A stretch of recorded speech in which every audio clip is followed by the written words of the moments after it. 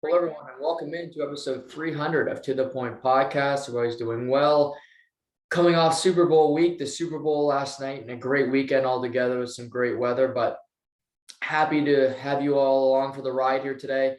Like I said off the top, episode 300. It's crazy. I'm really appreciative of everybody that's supported me, that continues to support me. My guests, of just people that give their time to me, and that put up with my voice and all my crazy takes and all that. But um, with that being said, this is episode 300, but I'm not going anywhere. This is something that I love to do. It's something I'm passionate about, and I'm gonna try to make it better for all of you, for your experience, for your listening and viewing experience. We're 2 weeks away from complete change here on To The Point. How things are going to be done, things different, scenery. Hopefully, the guest lineup and just the show as a whole, I think, is going to be different. And not completely. There's things that I do that I think are good, and obviously, I'm trying to get better every day. But 2 weeks from today, Monday, February 28th, last day of February, it's a new show. It's going to be, I'll announce it as we get closer, but that's going to be the start of the new era, if you will, here at To The Point. I think it's going to be fun. I hope people can follow around on a daily basis to what we're going to be doing. And again, I'm going to release a short video to talk about what we're doing as we get closer to the actual date. But yeah, 2 weeks from today is when this is going to start up. Hopefully, everything seems to be going on the right path right now. So we're going to keep going that way. Positive thoughts here. And yeah, so that's what's coming. It's gonna be a fun experience. Hopefully, I want everybody to enjoy it. When it comes to the viewing experience for all of you, and like I said, as we get closer to the actual date, I'll start to talk more about what's happening, what's going on, and all the details that are necessary for all of you. But what a weekend. Some great sporting action. UFC pay-per-view that was very good. Some hockey, a golf tournament that, if I could go to any tournament in the world, and this includes Augusta, this includes St. Andrews, I want to go to the Waste Management in Phoenix, because you're telling me early February, 80 degrees in Phoenix with some of the best golfers in the world, that it can't be beat. This weekend's tournament was completely phenomenal. And so that's on my bucket. It's added to my bucket list of places that I want to go to view a sporting event. It's completely up there. It's skyrocketing as I watch that tournament every year. But what was this weekend? It was the Super Bowl. That's what this is about. And this season of the NFL, and there's always, well, this was the best, or this was the best show, or and I'm a victim. I do this a lot too. I deserve some blame for this type of rhetoric, where you watch a show or you watch a game and you say, well, that's the best game I've ever watched. And, I'm sure somebody could point out a game to me that was better than the Chiefs versus the Bills. That was a show that's better than Breaking Bad. I'd say good luck, but I'm sure somebody could point me in that direction and I'd refute it. But there's always a rebuttal. There's always a different angle that you can take it. And this year's season in the NFL, in my life, which I'm 23 now, I've been a sports fan since I was probably 2 or 3, probably earlier than that, but 2 or 3. I've been standing in front of the TV jumping. I remember that vividly. It's one of my earliest memories. This is the best NFL season I've watched. And again, I'm doing what I just said. People hate but to me, they added an extra game, which I was concerned about. They added playoff teams. But through all of that, this was compelling. This was riveting. It had drama. It had intrigue. It had the retirement of the greatest quarterback in NFL history in Tom Brady. And ultimately, through all of the crazy game, the Bills Chiefs, the walk-off field goals, Aaron Rodgers winning a 4th MVP, through all of this hysteria, through all of this interesting storylines, we finished with a Super Bowl featuring the Los Angeles Rams, who most thought should get to this point, and the Cincinnati Bengals, who had the 3rd worst odds, who had the 3rd best odds, if you want to reverse it, to get the number 1 overall pick this coming April in the draft. So you have a prohibitive favorite, which is good to have in a Super Bowl. You need to have that team that you say, I know these players. This team is compelling. They should be here. You need Goliath, if you will. And then it's okay to have a David. Normally ratings, when you have 2 underdogs, 2 Davids, if you will, even though I'm not a religious person, it's less, people don't love that matchup because I don't really know much about this team. This team shouldn't be here. They're lucky to be. You had one of each, which is the perfect combination. Having 2 juggernauts, having the Patriots play, even play the Rams back in 01. This isn't exactly great because you have 2 powerhouses meeting on the grandest stage. Having one of each is the perfect combination, in my opinion. But we look at the game last night, and I thought it was a great game. I also love being right. And if you would have listened to me last week, would have placed a bet, I thought LA would win the game. But I also thought the Cincinnati Bengals would cover, which they did, the 4 points. And I thought it'd be low scoring. I thought it'd be about 24-20, ended up 23-20. Not bad, Noah. But this isn't about me, even though it is. But you look at the game last night, and to me, it was about the best players being the best players. Jamar Chase was fantastic last night for the Cincinnati Bengals. Rookie, Super Bowl, sky's the limit. If he can avoid injuries, I think this guy has the potential to be in Canton, Ohio, when his career is over. But you look at the other side, and I look at number 10 and number 99. Because in my mind, if you're going Super Bowl MVPs last night, Matthew Stafford was not first, second, or maybe even third for me. I'd have the man who ultimately won it, Cooper Kupp, followed by Aaron Donald, and third, I would likely have Von Miller.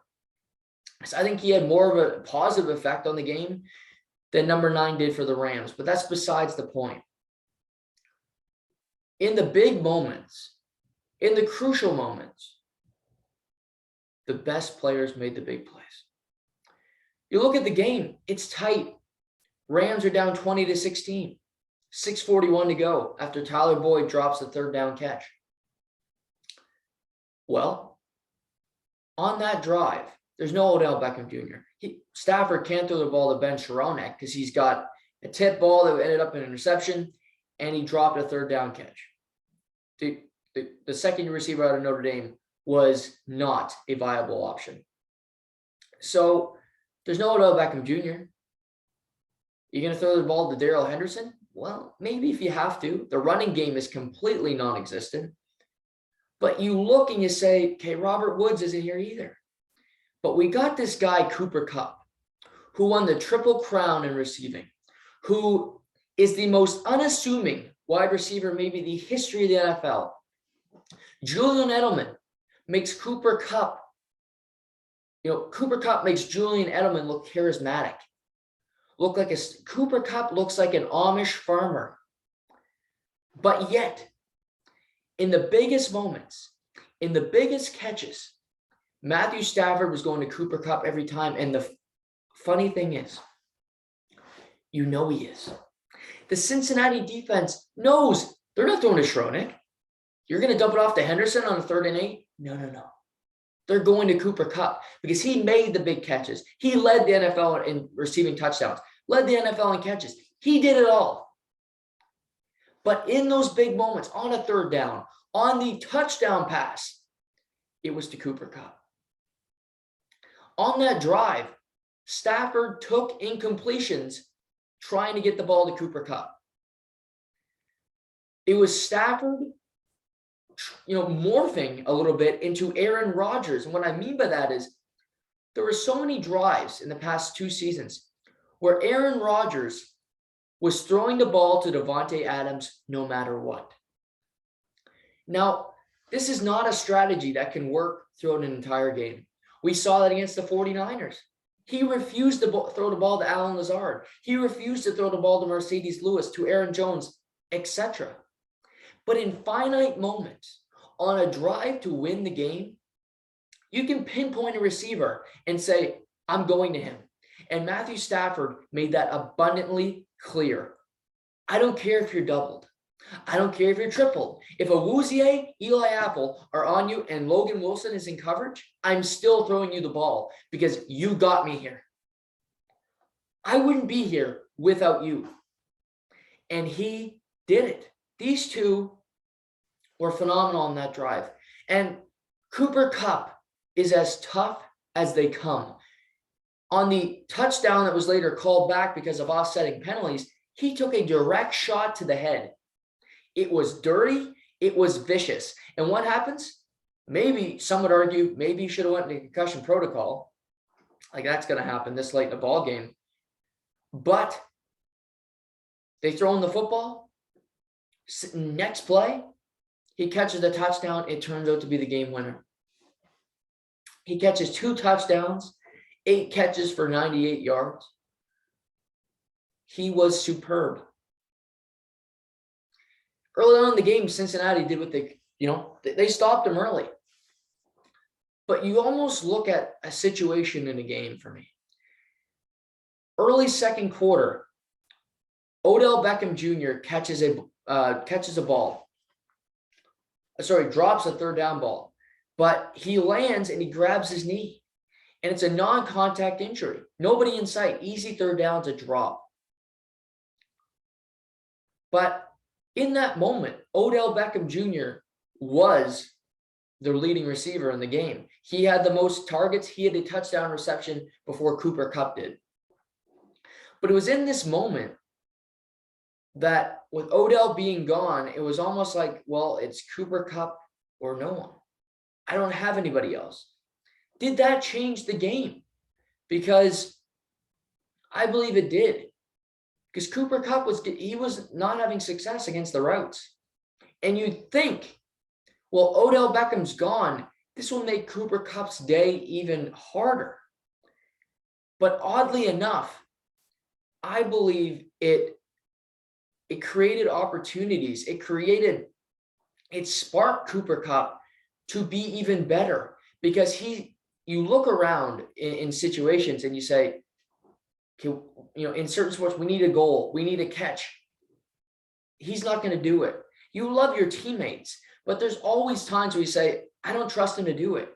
Cooper Kupp said, I have to get open. I have to make tough catches. I might take a dirty hit to make a play because we need it.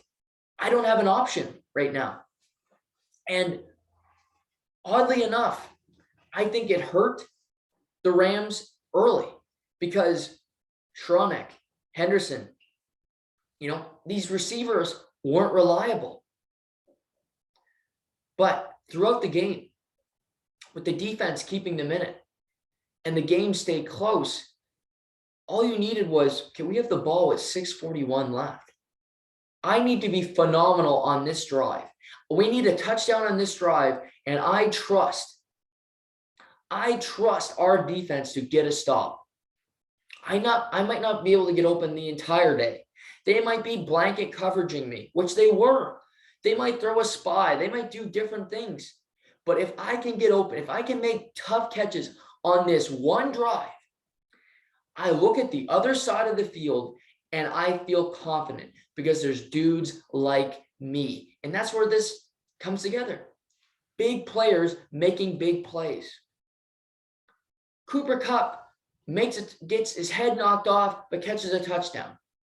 Well, don't you think you have a player who's even better than Cooper Kupp? And you look at it and say, okay, he just did that. He put his heart on the line.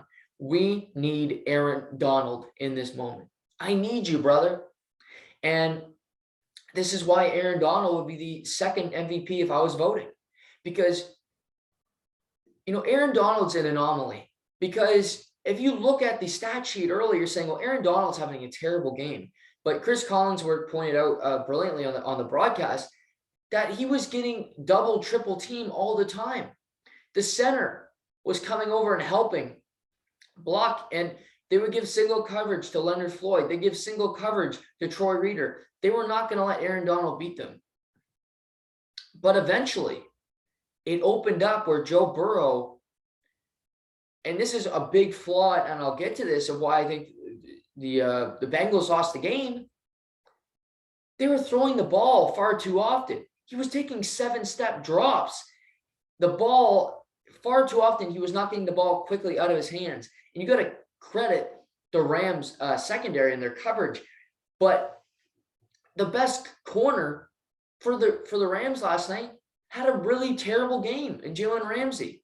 Darius Williams is not a great corner. You look at their, you could argue in the secondary linebacker, secondary core of the Los Angeles Rams, Eric Weddle had the best game last night. He tore his pectoral muscle in the first quarter.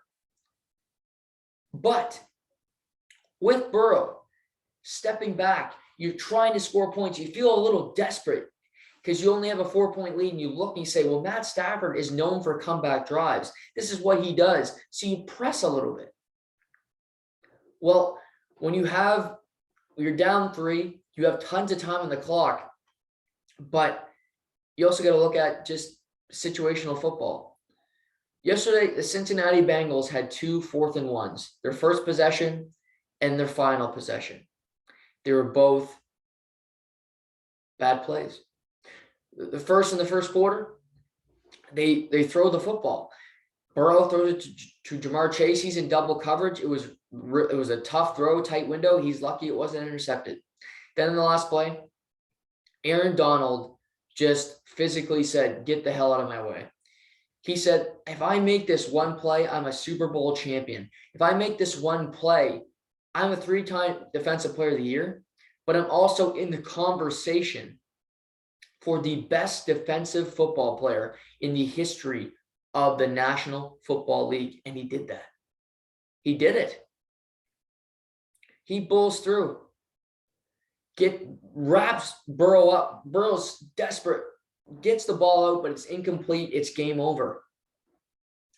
Aaron Donald had 2 sacks, 3 quarterback hurries. He might not have been the center of attention. You might look and say, well, the Rams got 7 sacks on Joe Burrow. All true. But who had the biggest ones? 99. Both of his sacks were on 3rd down and then 4th down. That's clutch moments. Aaron was the beast when he had to. Von Miller had 2 sacks. Von Miller is tied for the most sacks in the history of the Super Bowl. Career. He's played in 2 Super Bowls. He's tied for the most. He's had a phenomenal career. But this is such a big legacy moment for a number of guys.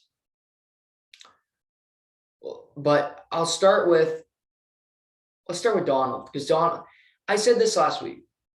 Stafford, it's important that he won this Super Bowl.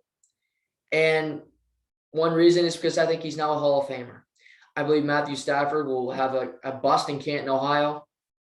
He is He was 12 years in purgatory, in Siberia, in the hell of the NFL that is Detroit. And to his credit, and I've been one that's put him down some because I've seen the guy play, have so many comebacks in meaningless games that the media overhypes, and I still believe that to be true. But I have to give credit where credit's due. Do I think Matthew Stafford had a great Super Bowl? I don't. He's lucky that play at the end of the first half with the 2-minute warning, that didn't cost him more points, that it didn't hurt him because his defense didn't even let Burrow score points at the 2-minute warning. That's something to remember. Cincinnati didn't score points there. They were forced to punt. That's a huge play by the Rams defense, who were phenomenal all day. But that's a big play. But also, he made, again, that drive to Cooper Kupp, he was making the throws. He had 2 interceptions. One was entirely his fault. Jesse Bates made a great play, but it's a bad throw. It was not a good idea.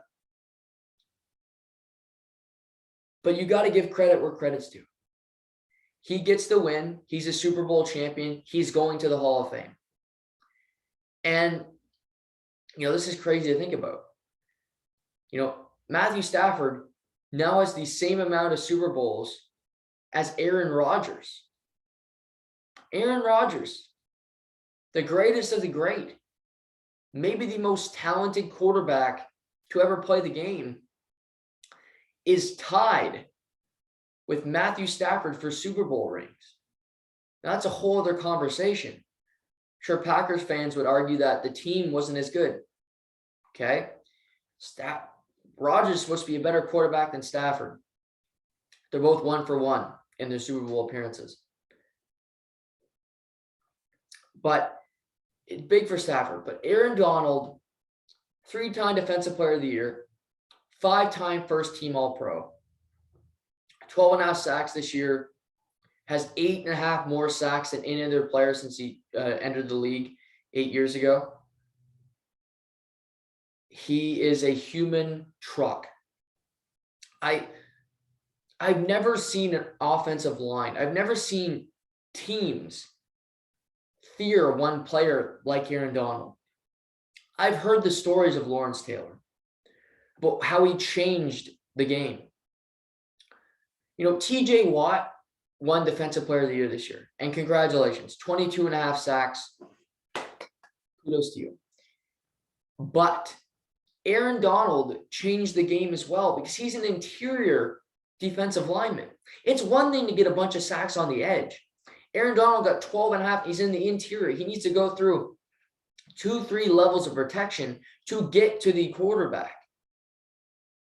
And he does it year in, year out. He's dominant and he doesn't seem to slow down. That might be the most impressive attribute about Aaron Donald, is that he can get dinged up. He goes through adversity, but he doesn't stop. And you saw it this year with this team. The Rams were a very good football team. They got to the Super Bowl with Jared Goff, but that team wasn't ready. Aaron Donald wasn't ready. Sean McVay wasn't ready. Jared Goff may never be ready. But that experience for the key players here, Jalen Ramsey,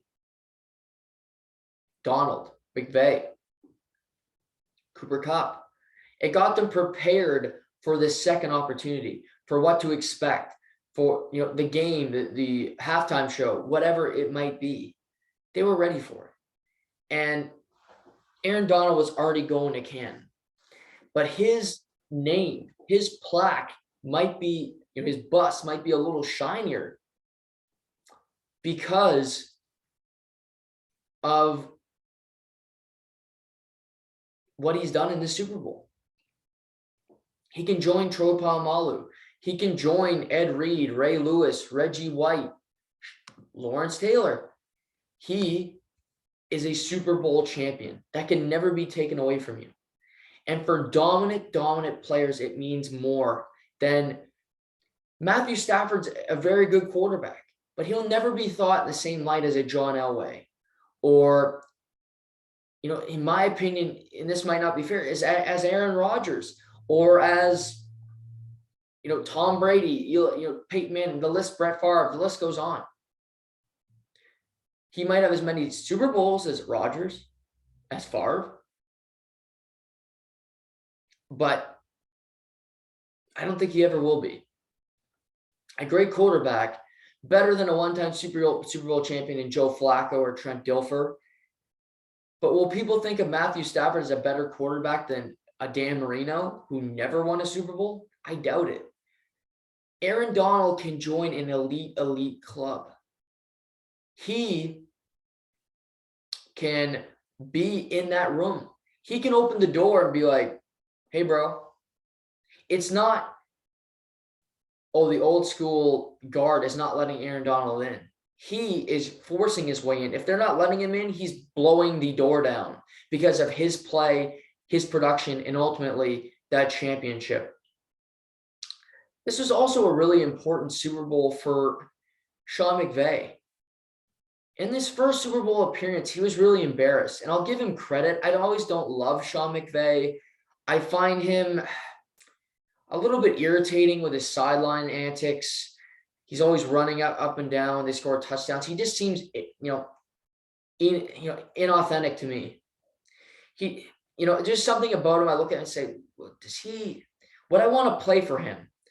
I don't know. I think the guys do in LA, so good enough for them. But his first, he's been labeled the boy genius, and got hired at 30 years old as a head coach, and that's a lot of pressure. But, 2 Super Bowls already for Sean McVay, and he learned from that first experience. I don't think he got pressured. I don't think he stuck to his game plan. The first quarter and 10 minutes, it was some of the best game plan, game calling I've seen in a Super Bowl. Stafford couldn't be stopped. He had 2 touchdown passes, dialed in 9 of 10, $126. McVay with trick plays and using guys in motion, and Odell Beckham Jr. getting open. It looked like the game was going to be a blowout. But I give him more credit for 6:41. This is the key time. 6:41 left in the game is when the drive to win the game started. Well, Stafford makes the throws. You give him credit. Cooper Kupp made the tough catches. You give him credit. You also give credit to Sean McVay because he called the plays. He didn't do what he did earlier in the fourth quarter where they called a Philly special, which I thought was an idiotic play call. You're moving the ball down the field. It's a 3rd down. No, not that play.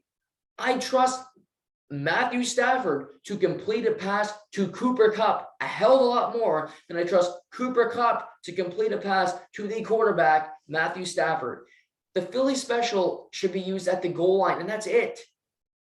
Tom Brady couldn't catch the ball. We saw that happen before against Philly. Just keep it simple. But in that drive, he found ways to get Cooper Kupp the ball.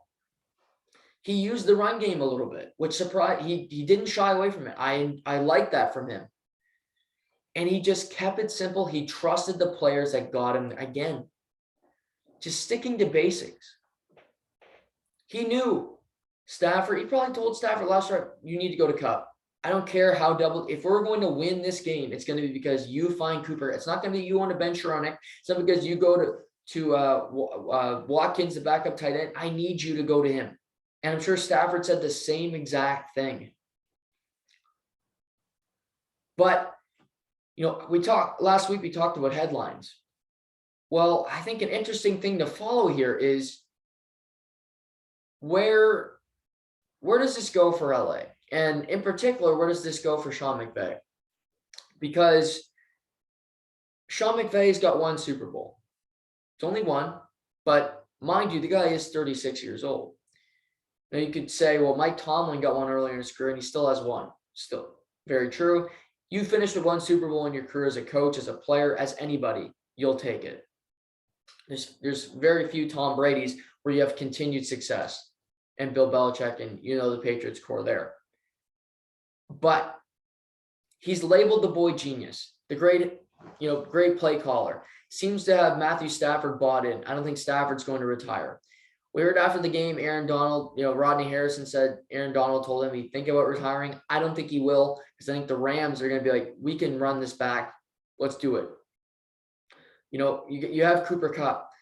So he has all the pieces he needs. He's going to lose guys in free agency. I believe Andrew Whitworth, the great left tackle, is going to retire. He's 40 years old. OBJ, with the news today that he suffered a torn ACL, I think that'll hurt him in free agency, obviously, when it comes to making money. So maybe he goes back to LA on a 1-year deal with incentives, and I'm sure they welcome him back because he had great success there. But if they can, the NFC, as we see it right now, is it's unclear, but it's also, you also look at and you see the haves and you see the have-nots. Tampa Bay lost Tom Brady. Well, they're not set at quarterback. It's rumored that they want to take a shot at Deshaun Watson. They'd like to trade for Russell Wilson. Well, does any of that happen? We don't know yet. But as of right now, they're not set at quarterback. They were a team that was in the mix. They could easily fall back to being the old Buccaneers in no time. New Orleans, Sean Payton is gone. They're not set at quarterback. They have an elite defense, and it was crazy they finished 9-8, but they lack skill position players. Alvin Kamara just got arrested, so who the hell knows what's happening with him? Again, unclear. Carolina, we're very clear. They're devoid of talent at quarterback. Christian McCaffrey is always injured. I like their defense, but again, it leaves something to be desired. If Sam Darnold is a quarterback next year, book 5-13. Just book it now. But you go through it. Well, the Cardinals made the playoffs. They won. They're a very good team. But Kyler Murray and the Cardinals are reportedly having a rift. It's being reported by Chris Mortensen of the Mothership that Kyler Murray is very immature. He's insecure. He's deflecting blame. He's angry with the Cardinals organization because he feels like he's getting scapegoated for the playoff loss. Who knows what happens there? I don't think he gets traded. So I just think he wants a contract now, which I would not give him because I've seen too much inconsistency. But then again, who knows? San Francisco, I like their roster a lot. They're going to lose some guys in free agency. But is Trey Lance the answer as a second year, basically a redshirt freshman at quarterback next year? We'll see. And then Seattle. Does Russell Wilson stick or what happens there? So again, the whole NFC is, you look, and even Green Bay, a team that you trust, you're like, okay, they'll be there. Is Aaron Rodgers staying in Green Bay? Does he not? All these have impact. But when you look and you look at the Rams, they have a quarterback. Check. The most important thing you can have on your team. Head coach, he's locked in. He's good. He's a Super Bowl champion. Check. You could argue you had the best receiver in the game this season. I take Devontae over Cooper Kupp for a career, but Cooper Kupp is elite. Check. Leonard Floyd's still going to be there. Great pass rusher. I believe Aaron Donald is coming back. The best defensive player in football. Check. Jalen Ramsey, one of the best corners, had a tough day yesterday. I still think he's the best cover corner in football. Check. No team can name all that. No other team can say, we have this. The Bucs returning this year couldn't say they had the best defensive player in the league. Shaq Barrett should have won Super Bowl MVP last year. Nobody was saying he was better than Aaron Donald. No one. Nobody was saying he was better than TJ Watt. I could go through a bunch of, nobody was saying that. You couldn't say that the Tampa Bay Bucs had the best receiver in the game. Mike Evans, very good. Chris Godwin, not the best. Gronk, no. And you could say, well, the Rams are, I like Higbee a lot at tight end. I think he's a top 3 or 4 tight end in the NFL. Check. You look at, I love Kittle. I love Kelsey. Higbee's right there. And he's elite. So the teams that were in it last couldn't say this. The closest team that you could look at is Kansas City. We got the quarterback, tight end, wide receiver, but they don't have the defensive players. Chris Jones is not Aaron Donald. Chris Jones is not Leonard Floyd. Juan Thornhill is not Jalen Ramsey. Andy Reid's been coaching a long time. Sean McVay's got the same amount of Super Bowl rings as Andy Reid does. That's what I'm saying. It's so tempting to come back. It's so alluring to say, we have all these pieces. We just won. And it is so difficult to repeat. Tampa Bay Lightning in hockey did it. Pittsburgh did it a number of years ago. Brady has done it in his career. The Denver Broncos did it with John Elway and Terrell Davis and Shannon Sharp. But it's so difficult.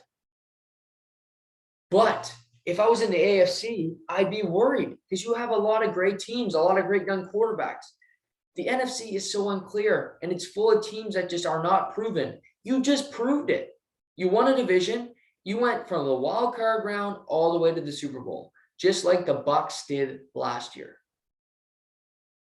Back-to-back seasons where a team has played in the wild card round has gone on to win the Super Bowl. Back-to-back. I don't know what that means long-term, but it's something to watch. The team's playing the most football. Cincinnati played in the wild card round. They got to the Super Bowl. I look at the Rams and I say they're going to be the favorite to represent the NFC in the Super Bowl next year, barring something catastrophic. Even if Aaron Donald was to retire, which would hurt this team drastically, I don't think the Packers would be favored above the Rams. I don't know how Vegas could justify that opinion, that line. Green Bay's history with Aaron Rodgers over the last decade has been get to the playoffs, choke. Get to the playoffs, blame somebody else, lose. Get to the playoffs, turn the ball over, not come up in big moments, head home. Stafford was 0-3 in the playoffs prior to this year. He's now 4-3 in his career because he won 4 straight this year, but he just won it. They just have a team that has that mojo. Nobody in Green Bay has that winning mentality. They've gone through it. In Green Bay, missing Davante Adams could rival the Rams losing Aaron Donald, and here's why I say that. Aaron Rodgers is so dependent on Davante Adams. He will force feed him. I mentioned the drive with Cooper Kupp late in the game. Stafford force fed him the ball there because it was a finite period of time. It was one drive. Rodgers will do it the entire football game with triple coverage, with Allen Lazard single, potentially open. He throws the ball to Davante. He just throws it to him before the read is made. I think he did this predominantly in the playoff game against the 49ers. And it's not a smart strategy. It's not the way to win football games. So I think if he loses Davante Adams, which with their cap situation, it's possible. And does Davante Adams want to re-up with Green Bay long-term, knowing, his good buddy Aaron Rodgers might love it there today. Tomorrow somebody takes a fart and he wants to get the hell out of town. I'm sure he's a great friend, but I wouldn't trust the guy. I wouldn't trust him. So that's why I say the Rams are going to be such prohibitive favorites. Do they get Odell Beckham Jr. to return? Before the Super Bowl, I said no chance because he was having a phenomenal postseason. He had over 100 yards in the NFC Championship game. He was well on his way to getting over 100 in the Super Bowl when he tears his ACL. And as bad as that injury is, I still think it's a great day for that family, for Odell as a player. And it's a lot easier to stomach a second torn ACL in 3 years, a third major injury over the course of his career. Now, if you look at his tally, broken ankle, 2 torn ACLs. He's 29. His career very well could be over. As maybe people said Odell isn't what he used to be. Well, if he wasn't what he used to be before, he's unlikely to be as good as he was now with all those injury totals. But with that being said, it's easier to stomach that injury, potentially losing out on millions of dollars, because he's a Super Bowl champion. Odell Beckham Jr. has been labeled an irritant, has been labeled a prima donna, has been labeled a bad teammate from the start of his career in the Big Apple until he landed in Cleveland with the trade he didn't like. And he started off with supreme success when he caught that one-handed snag by Eli Manning down the sideline against the Dallas Cowboys on Sunday Night Football.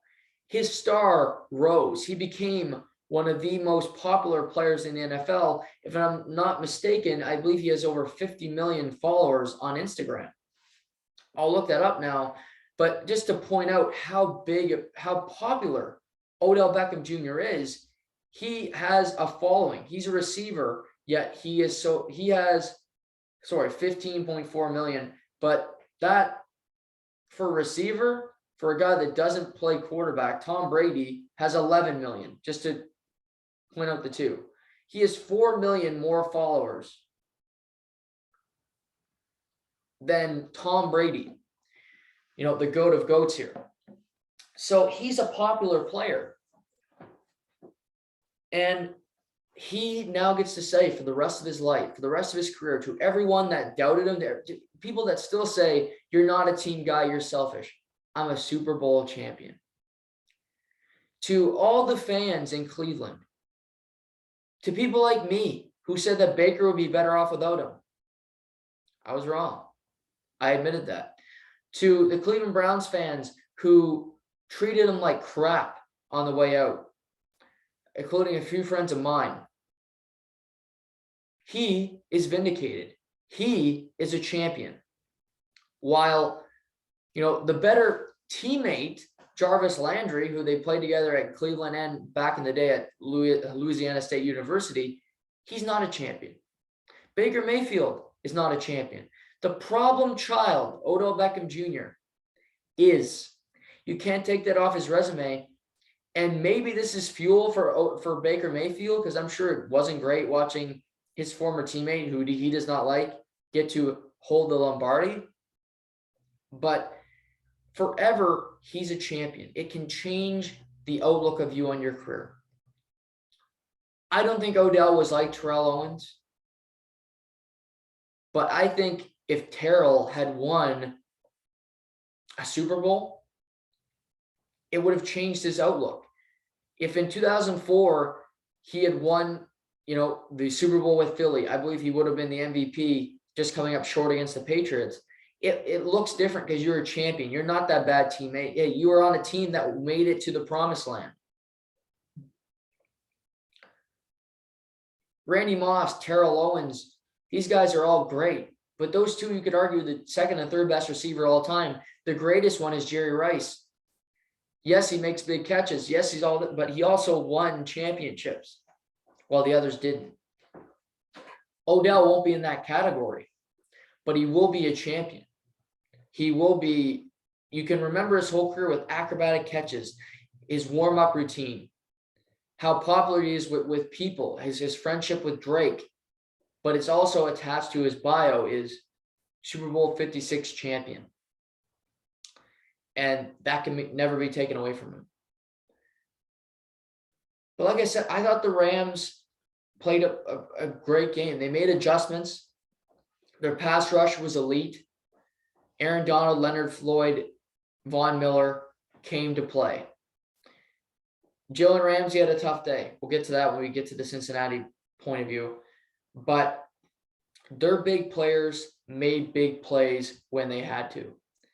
And you look at it and you say, Matthew Stafford is vindicated. Aaron Donald is vindicated. All these players that had a chip on their shoulder, that needed the weight off of it, that needed that championship to fully validate their career, to cement it in stone, it's done. It can never be taken away, and they'll forever be known as champions.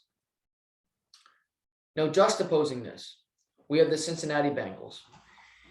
And it's a tough loss for Cincinnati. I mentioned earlier the theme of the show, 641. The drive. Well, prior to 6:41, Cincinnati had the ball. They got 2 first downs. They got the ball with 9:36 to play. Couple first downs. They're battling through. 3rd and 9, Joe Burrow drops back. Quick pass to Tyler Boyd. Hits Tyler Boyd right in the hands. Tyler Boyd had not dropped a catch the entire season. Sure-handed slot receiver. Been in Cincinnati the whole time through the Andy Dalton days, through A.J. Green, a veteran, sure-handed receiver. He dropped it.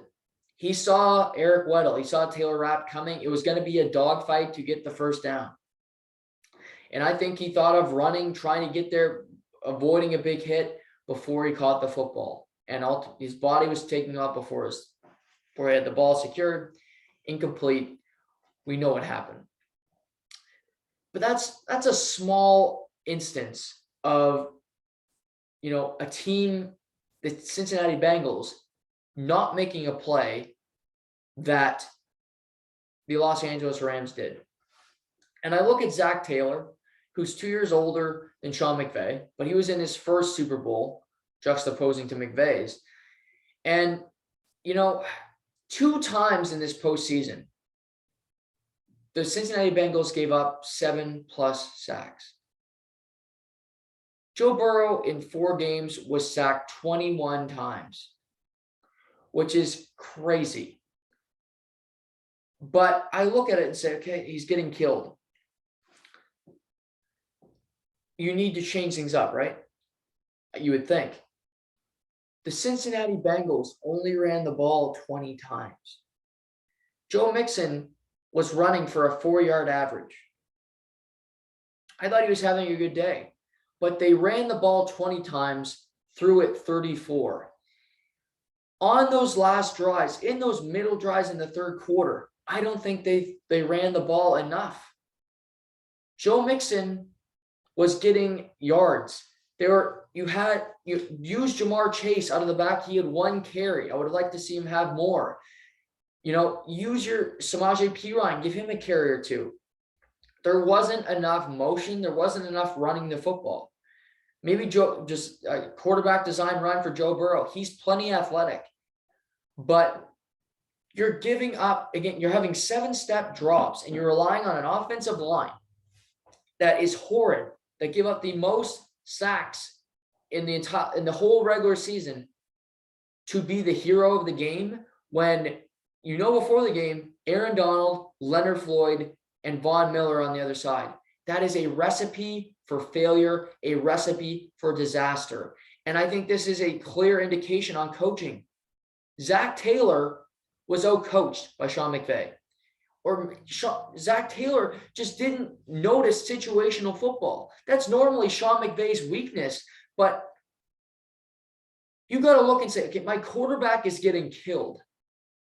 He's sacked 7 times. Why do we keep dropping back? They know what's coming. At least try to avoid 3rd and long situations.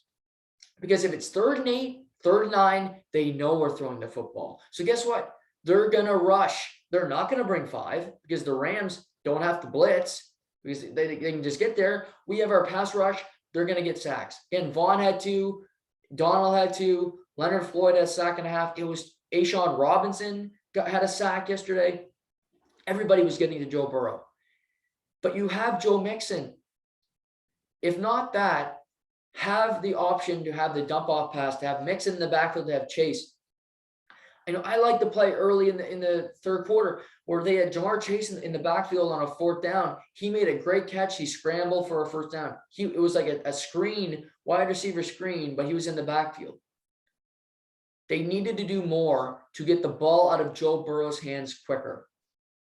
Now, you could look at Burrow for a few of those sacks because he held the ball too long. He still has to learn to throw the ball away. He needs to get some of that Tom Brady, some of that Aaron Rodgers in him, where you see guys coming at you, throw it away. You're not going to take a hit. You live to play another down. That's better. And it's also better to do that than, say, a 3rd down. You decide, okay, I'm going to throw it away. Well, the punt, you might stay in field goal range. We saw that throughout the playoffs. I think that's some maturing that Joe Burrow has to do, and just learning situational football and how to put your team in the best possible position to succeed. So that's a problem number one. Now, I also look at, I don't think Joe Burrow had his best game. Now, you could look at it and say, well, he was pressured, maybe started to flinch a little bit. I thought he played okay. He was 22 for 33, 263, and a touchdown. But I also thought he missed some throws. There was times where he had Jamar Chase open. He underthrew him. T. Higgins was a big play guy.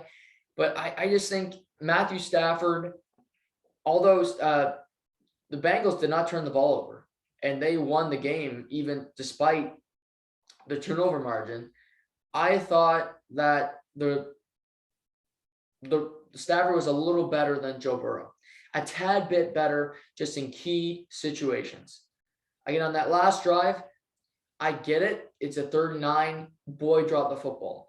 However, it was a 3rd and 9. You had 2 plays. Again, they ran 2 pass plays on that drive, which was completely idiotic to me. Why not run the football? But you have to do something more. Don't put yourself in a position where it's 3rd and 9. Make it 3rd and 3, third and manageable, where you have options. Where if you're under pressure, you can scramble, you can have a draw play. There's less room for error. So I look at that and say, that's a huge reason why you lost. And I got a lot of texts from people. They're not Bengals fans, they're friends of mine, but I believe they had money on the Bengals. And I heard, well, the Bengals got hosed late in the game. Okay, so let's go back to that. It's 3rd and 11. Stafford throws the ball underneath Logan Wilson, who had a great game, by the way. Cincy's defense had a great game. Logan Wilson had that balled out. Sam Hubbard and Trey Hendrickson played extremely well. DJ Reader. Well, they sacked Stafford 3 times as well. They weren't what the Rams are doing, but they had a good day against a good offensive line for the Rams. So credit to the Cincinnati defense. Jesse Bates III, my guy, big interception, but this play in particular. So 3rd and 11, you got Logan Wilson covering Cooper Kupp in the middle of the field. Tight coverage. He gets his hand stuck in there, knocks the ball down. I will admit, when they called this, I thought it was a terrible call. It was not pass interference. It was not holding. It was just a good play by a linebacker or a wide receiver. And I can see why people were angry, because there's no flags up to this point. And it's late in the game, under 2 minutes, and the referees did want to become the center of attention. I will not disagree with that point. However, they call that play. I get it. Yes, it should have been a first down. It'd be 4th and 11. Who knows what happens? I will point out the Rams still had their 3 timeouts, and they get a stop. Rams get the ball back. They still have an opportunity to win. I don't trust Cincinnati to run the ball, and so there's still options. Nevertheless, if you recall, people that bet on Cincinnati or Cincinnati fans, how about the first play of the 3rd quarter? Joe Burrow heaves one up for T. Higgins, Jalen Ramsey covering him man-to-man. Well, did T. Higgins not grab Jalen Ramsey by the face mask, which was a face mask penalty, but the official decided not to call it, even though it was blatant? Higgins then goes 75 yards to the house. So if the ref had did his job there, that's no touchdown. That's a 15-yard penalty. It's now 3rd and 25. So it's a 1st and 25. Do I think that Cincinnati picks up a first down on that drive? I don't. But again, that's points off the board. The Bengals would not be in front if the official did not miss a call. So you could say that's even Steven, because yes, that was a first down, but on the next play, when he called holding on the play for Cooper, when Cooper Kupp was near the end zone and Eli Apple got called for holding, that was holding at the 1-yard line. It was an obvious call. That's not one that should be disputed. That was holding. You're calling it. I'm sorry. He stopped him from getting a touchdown. You got to call that. And then the ball game was shortly after. Cooper Kupp caught a touchdown. But this is not one of those situations where the Cincinnati Bengals got hosed. There are games where the refs screwed you. Shawn Michaels was screwed. Bret Hart was screwed against Shawn Michaels in Survivor Series 1997. This was not that. This was, the fix was not in. Referees let them play. Should he have called, would I have called the penalty on Logan Wilson? I wouldn't. But you got to be fair to the situation. If you're a Rams fan, you're betting on the Rams, you're pissed they missed that call. It was blatant on the offensive, the face mask on Jalen Ramsey. They didn't call it. It's a worse infraction than a 5-yard holding. I'm sorry. It just is. So, do I think that cost the Bengals? I don't. I have no sympathy for that because it just didn't. Make a play in those moments. You wouldn't be in that situation if the official didn't miss the call originally. You wouldn't have the lead. It would be a different circumstance for the Rams. It wouldn't be 20-16. It'd likely be a tie ball game. Rams might be playing for for the field goal to go ahead. It's a different situation. It's a different point in the game. You got to remember that. So the Bengals did not get hosed. But, it's an interesting point here for Cincinnati because Cincinnati was a Cinderella story. They were Loyola Chicago. They were the 2016 Cubs. But the Cubs finished it off. Loyola Chicago didn't, but you get my point. It was a Cinderella run that resulted in the favorite ultimately winning the game. So immediately your mind goes to, well, where do we go from here? Where does this team go? Because they have their quarterback in Joe Burrow. Check. Love that. You have a great running back in Joe Mixon. Check. You have a premium, an all-decade type receiver in Jamar Chase. Check. I believe you have a good head coach in Zach Taylor. Check. You have Trey Hendrickson and Sam Hubbard, 2 great edge rushers signed. Check. But you look at the game, free agents that could be leaving. Riley Reef, Larry Onjobi. Those are 2 offensive linemen. You wouldn't really miss them.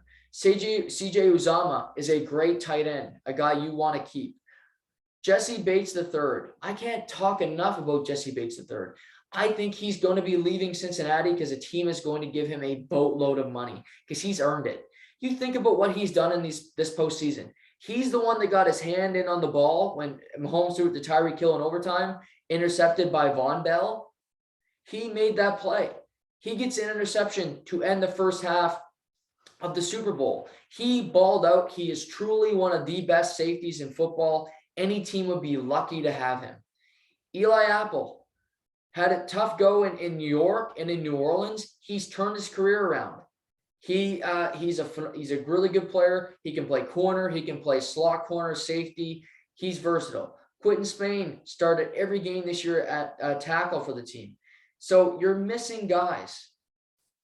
So is the Rams. Odell is gone. Vaughn likely gone. Darius Williams, their second corner. Sonny Michel, they could lose. Austin Corbett. Whitworth will likely, their whole offensive line might leave. But I still think they have more pieces in place that give them a better chance. Plus, what my biggest concern for Cincinnati, if I had to bet today, if they're going to make it back to the Super Bowl or miss the playoffs, it's miss the playoffs. And by a large margin, if I was betting today.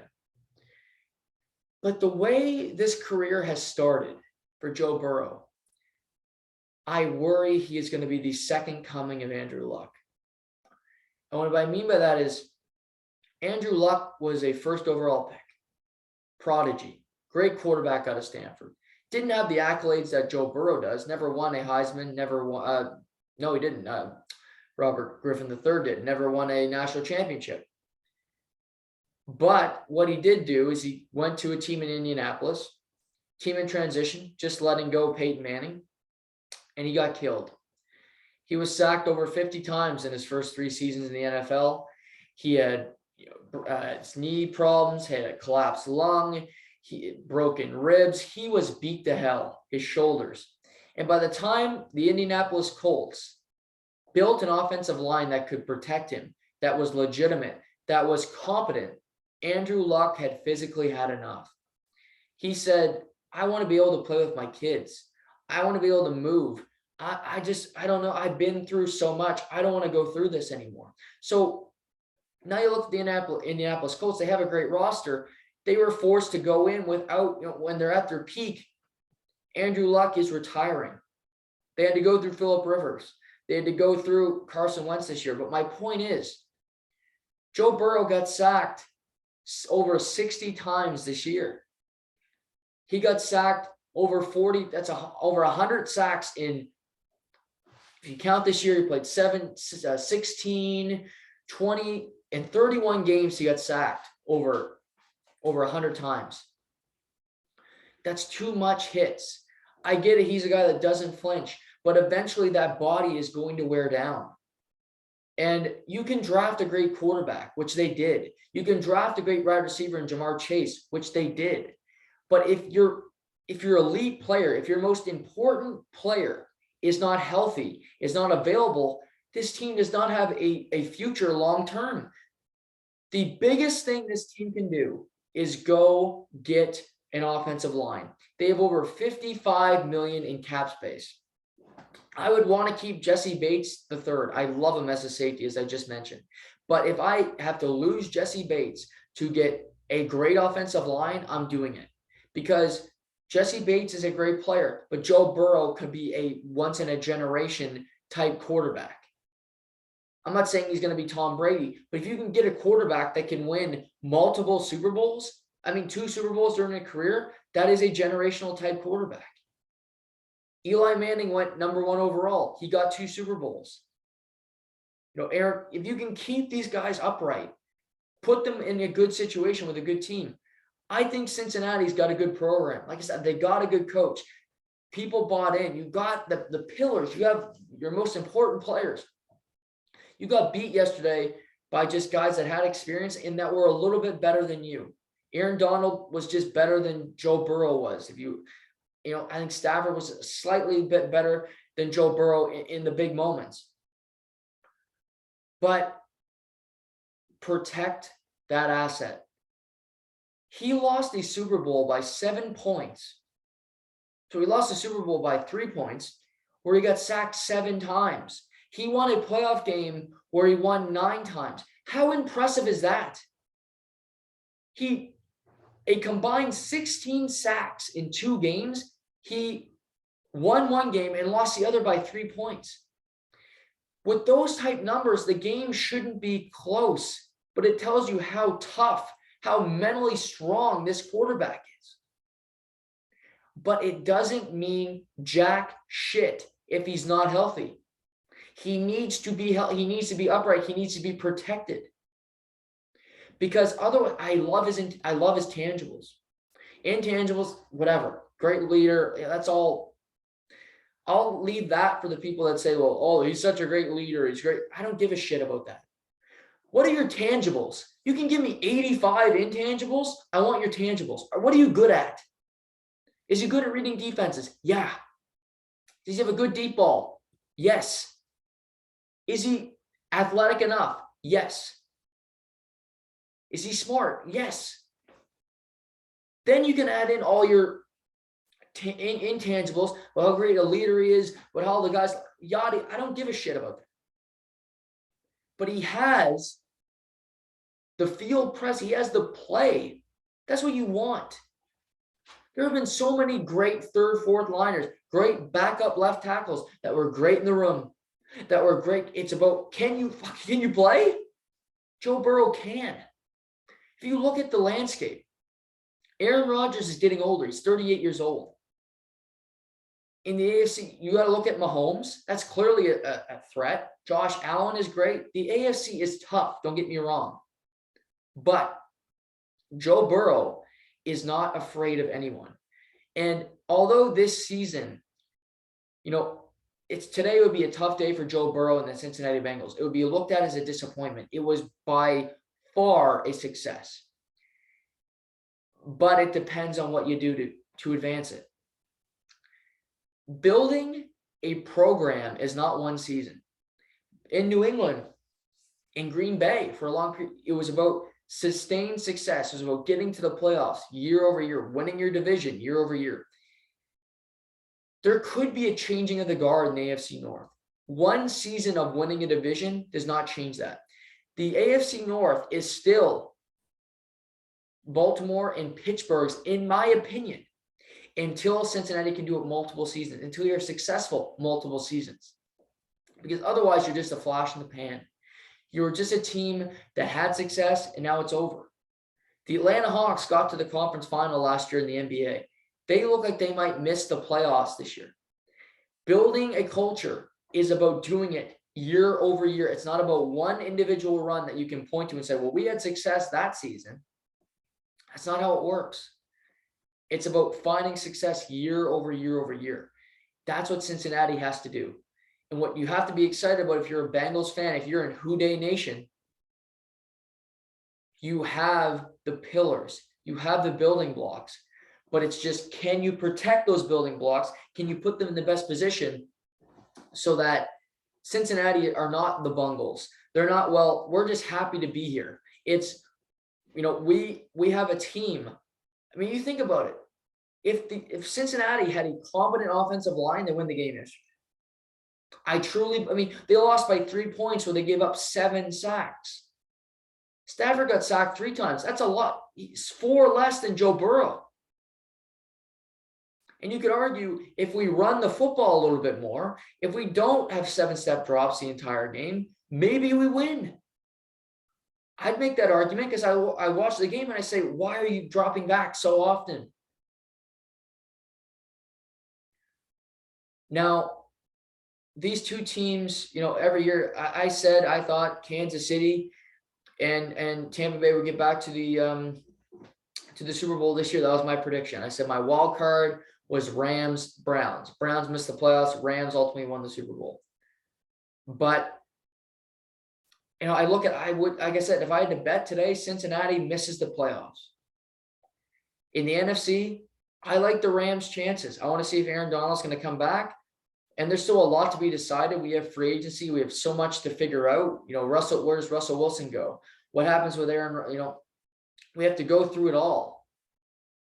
But, there's you still look around and you say, wow, we feel pretty good about ourselves. We feel good about our team. There's some good players in this division.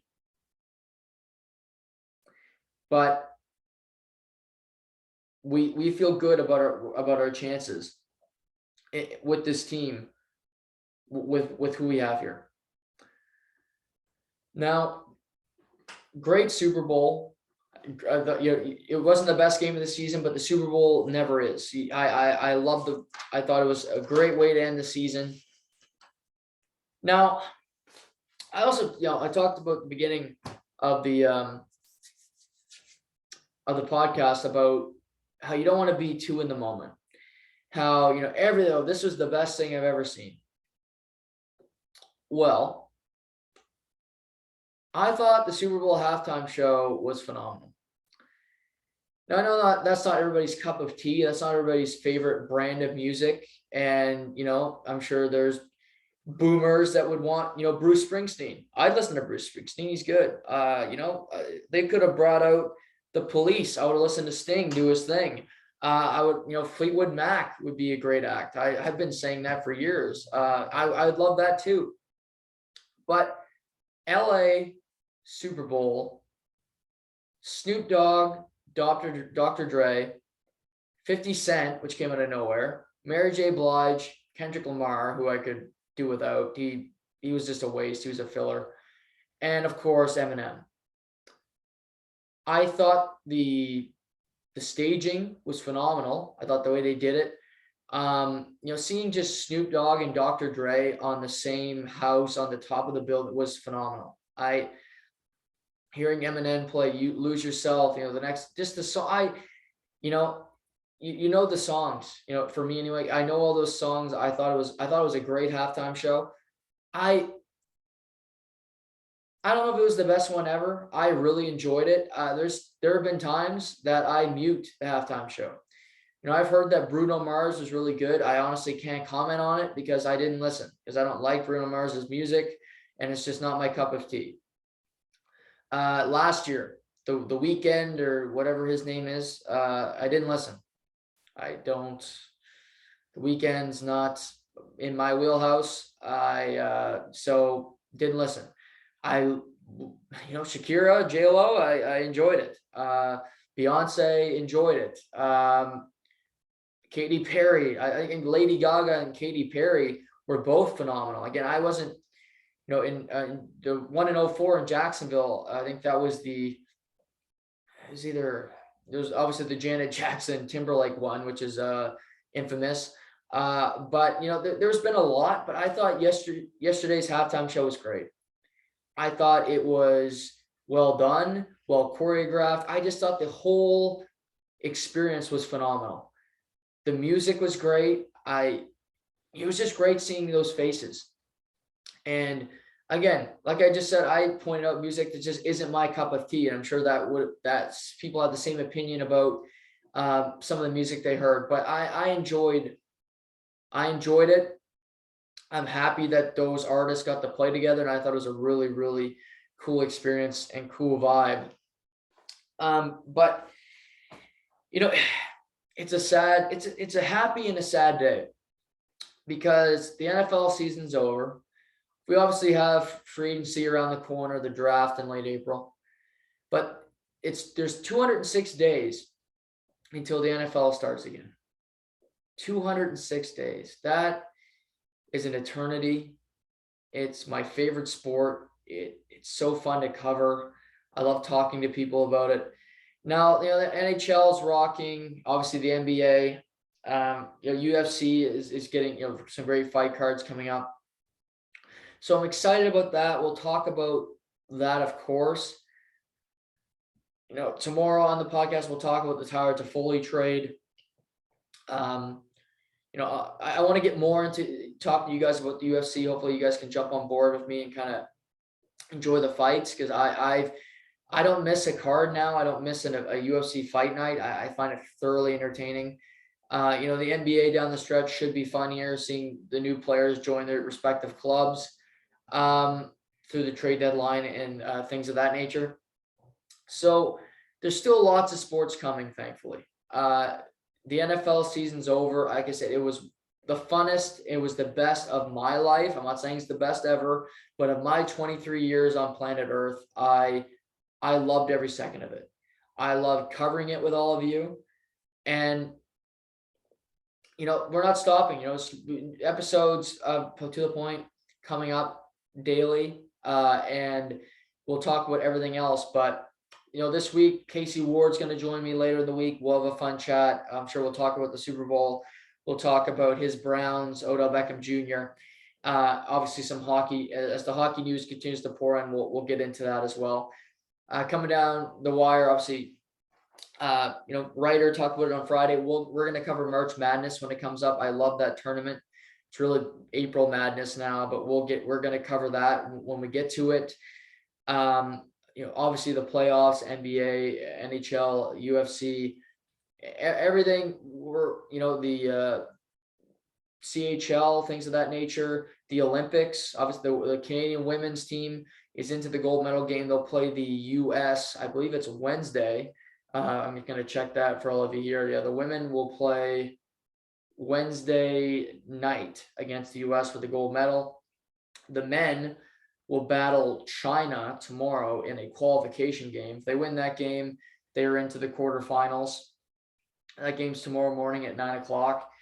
So the Olympics are going.